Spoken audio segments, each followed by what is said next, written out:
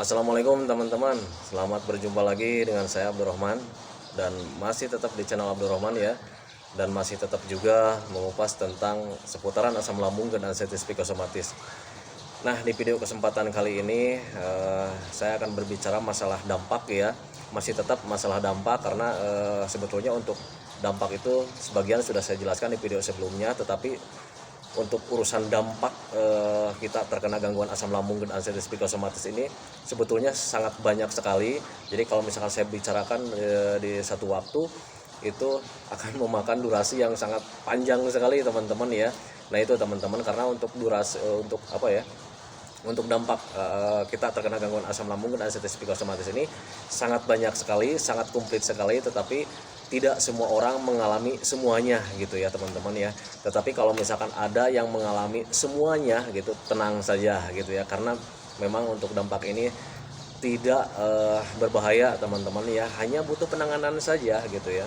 Nah itu teman-teman ya, syukur-syukur kalau misalkan kalian terkena dampaknya itu cuma sedikit gitu ya. Nah itu teman-teman ya. Nah, bagi teman-teman yang baru bergabung, dimohon ya videonya di subscribe dulu, karena subscribe itu tidak memerlukan biaya, tidak memerlukan pendaftaran. Jadi subscribe itu adalah hal yang sangat mudah sekali bagi teman-teman ya. Jadi teman-teman itu cukup memijit saja tulisan yang warna merah, tulisan subscribe. Biar kenapa? Jujur ya, biar video saya itu cepat berkembang dengan baik.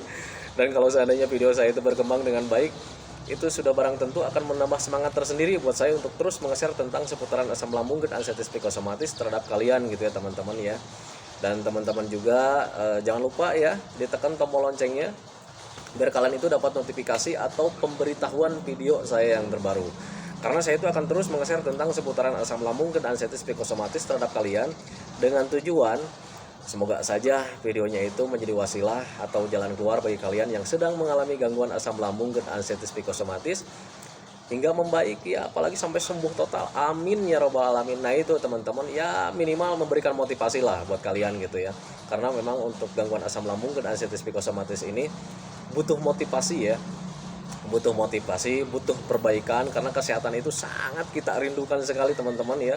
Jadi keadaan kita yang dulu gitu ya, sering kita nantikan, sering kita rindukan gitu ya. Saya itu pengen kembali kayak dulu lagi, perasaannya, kesehatannya, lincahnya, superhero-nya, kekuatannya, pengen cepat kembali lagi. Nah itu teman-teman ya, itu yang saya rasakan dulu gitu ya. Waktu saya merasakan gangguan asam lambung dan anestesi psikosomatis, sangat menderita sekali ya. Kadang sudah dikasih tahu sama orang-orang juga ini begini tetap aja ngeyel, karena memang perasaannya nggak nyaman gitu ya, nggak nyaman. Jadi yang paling dirindukan itu kita itu membayangkannya itu, aduh dulu itu begini enak gitu ya, perasaan kita enak, nyaman, kita itu kuat gitu ya.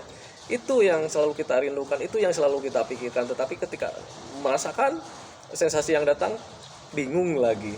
Nah itu teman-teman ya, tetapi nggak apa-apa, itu memang hal yang sangat wajar saja karena memang saya juga mengalami waktu itu ya. Jadi ketika terkena gangguan asam lambung dan anestesi psikosomatis itu sangat bingung sekali, dan kadang suka ada perasaan pengen menyerah gitu ya. Nah itu teman-teman, padahal untuk menyerah itu sebetulnya bukan jalan bukan jalan keluar gitu ya. Karena ketika kita menyerah itu kita nggak akan sembuh-sembuh teman-teman ya, malah akan memperpanjang durasi kita yang sedang mengalami gangguan asam lambung dan anestesi psikosomatis. Nah itu teman-teman ya. Nah kembali lagi ke topik utama teman-teman ya. Oh ya, jangan saya ingatkan lagi ya bagi teman-teman, mulai dari kemarin-kemarin video saya yang kemarin-kemarin saya selalu mengingatkan, lakukan sering bersedekah sama orang lain, melakukan kebaikan sama orang lain. Karena dengan bersedekah ke orang lain itu ada perasaan nyaman tersendiri ya di hati kita, ada perasaan enak, ada perasaan nyaman. Jadi kita itu perasaannya sangat nyaman sekali gitu ketika kita melakukan kebaikan terhadap orang lain. Perasaan nyaman itu susah saya jelaskan, tetapi kalau misalnya kalian pengen mencoba, silakan saja ya. Coba saja, nanti kalian juga akan mempunyai perasaan nyaman yang susah dijelaskan. Nah, kalau ketika perasaan nyaman itu kita tenang ya, kita tenang. Nah kalau misalkan kita mengalami ketenangan terus-terusan ya, mempunyai perasaan nyaman terus-terusan, itu sangat mempengaruhi sekali kesembuhan kita ya. Jadi kesembuhannya akan lebih cepat gitu ya teman-teman. Nah itu teman-teman, makanya lakukan kebaikan terhadap orang lain, sering bersedekah terhadap orang lain, karena untuk bersedekah juga itu tidak akan membuat kalian miskin ya, tetapi melainkan akan menambah kalian kaya. Karena Allah berjanji, siapapun orang yang selalu sering melakukan kebaikan terhadap orang lain atau bersedekah kepada orang lain, maka rezekinya akan dilipat gandakan. Nah itu teman-teman ya, itu janji Allah. Nah itu teman-teman ya. Nah kembali lagi ke topik utama teman-teman ya. Dampak dari asam lambung dan anxiety psikosomatis itu sangat banyak sekali gitu ya. Saya ceritakannya sebagian saja karena untuk memotong durasi yang tidak panjang, biar tidak panjang gitu teman-teman ya. Nah salah satu dampak yang paling sangat tidak nyaman sekali teman-teman ya, saya bisa tertawa sekarang karena saya sudah mulai sehat. Jadi kadang kalau misalnya orang mengadu, Pak ini dampaknya gini nih, Pak ini waduh pokoknya saya itu cuman tersenyum. Aduh kasihan ya, orang itu sedang merasa-rasakan, padahal nanti ketika sudah sembuh dia akan menyadari sendiri ternyata itu hanya perasaan saja gitu ya teman-teman ya. Kayak macam dampak dari gangguan asam lambung dan anxiety psikosomatis yang paling populer sekali, yang paling ditakutkan sekali itu selain rasa cemas gitu ya, itu napas pendek tuh. Aduh yang namanya napas pendek dulu ketika saya mengalami napas pendek ya, napas kurang plong, itu bikin kita cemas ya. Aduh ini nih napasnya nggak nyaman nih, waduh jangan-jangan ini jadi nih saya mati nih. Itu ketika saya selalu ketika sering mengalami napas pendek, pikirnya selalu ke sana gitu ya teman-teman ya, ketika sebelum paham gitu ya. Nah tetapi ketika sudah mulai paham, akhirnya saya menyadari, ketika saya mengerti ternyata ketika napas pendek itu tidak membuat saya cemas. Karena kenapa? Karena ternyata napas pendek itu, ternyata ketika saya mulai pahami, ketika saya mulai mengerti, itu sebetulnya napas pendek itu tidak berbahaya sama sekali teman-teman ya. Nah gitu. Kenapa tidak berbahaya sama sekali? Kita gali informasinya ya. Napas pendek ya, itu sebetulnya respon tubuh kita sebetulnya. Ketika kita mengalami sakit, ketika kita mengalami apa yang kita derita, tubuh kita itu secara otomatis meresponnya seperti itu gitu, napasnya pendek gitu ya, napas pendek, kurang plong gitu ya. Jangankan untuk gangguan asam lambung dan anxiety psikosomatis, orang atau misalkan anak kecil yang sakit panas biasa, bukan panas asam lambung ya, panas biasa, ketika tidur tengok deh ya, napasnya pasti pendek ya. Nah itu bentuk respon tubuh kita merespon apa yang kita derita gitu ya. Jadi sebetulnya napas itu nggak apa-apa sebetulnya, tidak terganggu paru-paru kalian itu, tidak apa-apa sama sekali. Itu hanya bentuk respon saja, respect gitu ya. Nah, jadi refleks tubuh kita menangani merespon apa yang kita derita. Nah itu teman-teman. Jadi kalau misalnya kalian, cara ngeceknya gampang, tarik napas aja panjang-panjang, tarik napas panjang-panjang kemudian buang. Kalau misalkan tidak ada hambatan ya sudah ya, berarti napas kalian tidak apa-apa. Itu teman-teman ya. Nah napas pendek juga itu bisa dari rasa cemas. Jadi selain respon tubuh kita tentang apa yang kita derita, apa yang kita alami, apa yang kita sakiti gitu ya, selain respon daripada itu juga, napas pendek juga itu bisa akibat dari rasa cemas kita sendiri gitu teman-teman ya. Ketika ada sensasi yang datang nih ya, sensasi yang datang kemudian rasanya tidak nyaman gitu ya, nah pemikiran kita itu ke arah yang berbahaya, gitu. Aduh jangan-jangan ini penyakitnya beginilah gini. Nah itu pemikiran ketakutan sendiri itu nanti kita itu menjadi takut akhirnya ketika orang yang takut pasti cemas ya, pasti was-was, dan napasnya juga pasti pendek ya. Salah satu contoh kecil lah ya, orang yang sehat kalau misalkan dia terkejut itu pasti dia ngusap dada ya, astagfirullahaladzim gitu ya. Yang namanya kaget, yang namanya was-was, yang namanya cemas pasti jantungnya berdebar ya. Kemudian napasnya agak pendek gitu ya, napasnya pendek seperti itu karena kaget gitu ya. Nah itu bentuk respon juga sebetulnya teman-teman ya. Jadi napas pendek itu bisa dari respect tubuh kita ya. Jadi respon tubuh kita mengalami apa yang sedang terjadi gitu teman-teman ya. Nah itu teman-teman, jangan dikhawatirkan kalau kalian sudah mulai paham ke sana, ya sudah ya, jangan dicemaskan, itu tidak berbahaya sama sekali tidak berbahaya dan tidak ada kaitannya untuk paru-paru kita. Asam lambung kalau misalnya kita pelajari itu jauh sekali dari paru-paru teman-teman ya. Sistem pencernaan itu jauh sekali, jadi ada hubungannya untuk paru-paru, tetapi kaitannya itu sangat jauh sekali, harus melewati organ ini, harus melewati dulu nadi-nadi ini harus melewati dulu ini, wah, dan sebagainya gitu ya. Jadi untuk paru-paru tidak apa-apa ya, itu memang hanya perasaan saja. Dan memang ketika kita mengalami napas pendek itu kita itu selalu bingung ya. Waktu sebelum saya memahami, waktu itu juga saya merasa bingung, waduh ini apa nih. Nah itu teman-teman ya, itu lucunya penyakit kita ya, penyakit gangguan asam lambung dan asetitis psikosomatis. Makanya janji saya, ketika kalian sudah sembuh total kayak macam saya, pasti kalian juga akan tertawa teman-teman ya, ketika mengingat lagi sakit yang seperti ini gitu ya. Makanya kalian gak usah khawatir ya, gangguan asam lambung ini bakalan sembuh dengan sempurna, bakalan sembuh dengan total. Hanya kalian itu butuh sabar saja menjalaninya ya, sabar menjalaninya. Karena memang untuk gangguan asam lambung dan asetitis psikosomatis ini butuh tempo teman-teman, berbeda dengan penyakit yang lain, berbeda dengan gangguan lain. Kalau misalnya gangguan lain, penyakit yang lain, ketika datang kita ke dokter, kita keluhannya kita sampaikan, dikasih resep, makan obat, minum obat ya, selang 2 hari 3 hari mungkin sembuh. Tetapi kenapa untuk asam lambung dan asetitis psikosomatis ini sangat lama ya? Bukan sangat lama, itu tergantung daripada orangnya, cara memahaminya. Karena untuk gangguan asam lambung dan asetitis psikosomatis ini tahapan penyembuhannya itu, jangka waktu sembuhnya itu tergantung daripada orangnya sendiri. Kalau cepat memahami, cepat berpikir wajar, tidak cemas ya, nanti asam lambungnya akan cepat membaik ya. Karena patut dipahami, untuk asam lambung dan pikiran itu saling berkaitan teman-teman. Ketika berpikirnya ngaco, ketika berpikirnya membuat kita berbahaya, was-was, cemas, asam lambungnya naik lagi.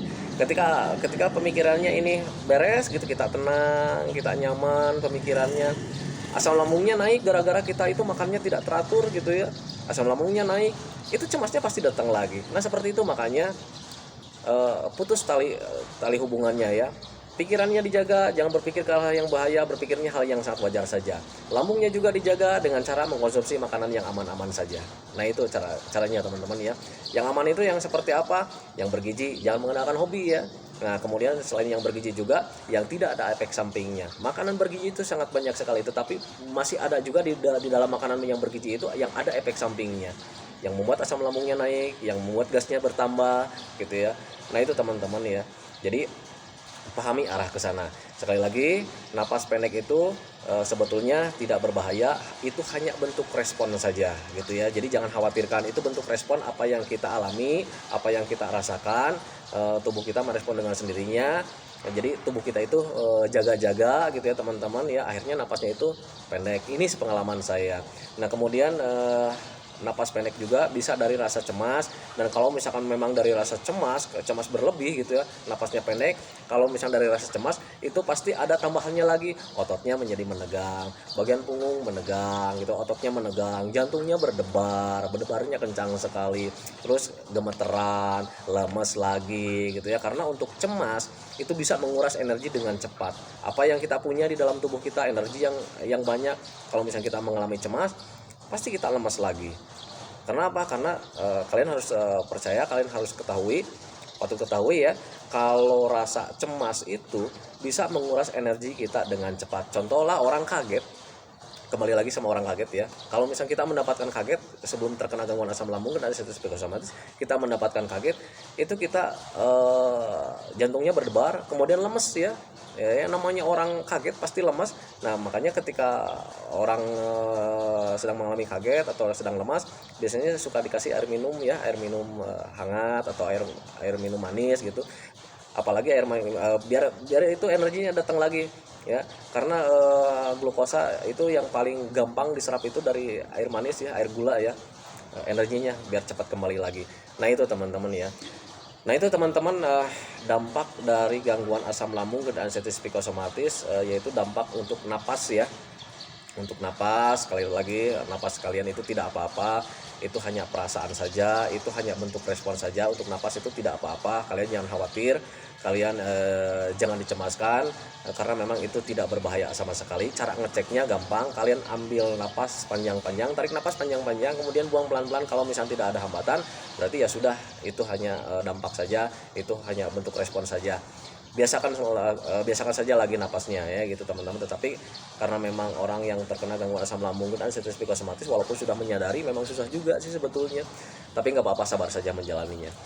Nah, untuk video selanjutnya saya akan mencoba menghubungi teman saya ya, Bapak Ustadz Surya. Itu kemarin itu saya minta tolong ke Pak Ustadz Surya. Pak Ustadz, saya bilang gini ya, tolong dong nanti kita bikin acara doa bersama buat orang-orang yang terkena gangguan asam lambung dan anestesi psikosomatis, biar cepat kembali lagi pulih gitu ya, biar cepat kembali lagi sehat. Karena untuk ikhtiar itu sudah sering kita lakukan. Saya sering memberikan motivasi, saya sering memberikan pengalaman tentang saya. Semoga saja itu menjadi panduan buat mereka, saya bilang gitu ya. Tetapi untuk keikhlasan dari Allahnya saya belum pernah lakukan, saya bilang gitu. Saya minta ke Pak Ustadz Surya itu untuk melakukan berdoa bersama untuk para penderita gangguan asam lambung dan anestesi psikosomatis, berdoa sama Allah supaya kita semua itu diberikan kesehatan ya, diberikan kesehatan, diberikan perbaikan, apalagi yang sedang mengalami gangguan asam lambung dan anestesi psikosomatis. Semoga saja dengan mendengarkan doa itu menjadi lebih baik ya, karena apapun bentuk ikhtiar kita mencari kesehatan kesana kesini, kalau misalkan kata Allah kamu belum sembuh, ya belum sembuh gitu. Jadi kesehatan kita itu harus dapat dari ridho Allah gitu ya. Kalau misalnya Allah tidak ridho, ya kita nggak akan sehat-sehat teman-teman ya. Makanya saya selalu menganjurkan lakukan kebaikan terhadap orang lain biar doa kita itu didengar ya, didengar sama Allah Subhanahu Wa Taala. Nah itu teman-teman ya. Nah untuk doa nanti menjelang maghrib sekarang itu saya akan mencoba menghubungi Pak Ustadz Surya. Nanti pulang dari masjid saya akan ajak ngobrol. Kemarin sih sebetulnya udah saya ajak ngobrol, kemudian dia itu bersedia. Nah sekarang habis sholat maghrib saya akan tanyakan lagi kapan nih kita akan berdoa bersama untuk orang-orang yang terkena gangguan asam lambung dan anestesi psikosomatis gitu ya. Biar klop gitu ya, ikhtiarnya sudah, tinggal sekarang itu mendapat ridho Allahnya gitu teman-teman ya. Semoga saja Allah mendengar, Allah ridho, sehingga kita itu diberikan kesehatan, amin ya rabbal alamin, diberikan kesembuhan, amin ya rabbal alamin. Nah itu teman-teman ya.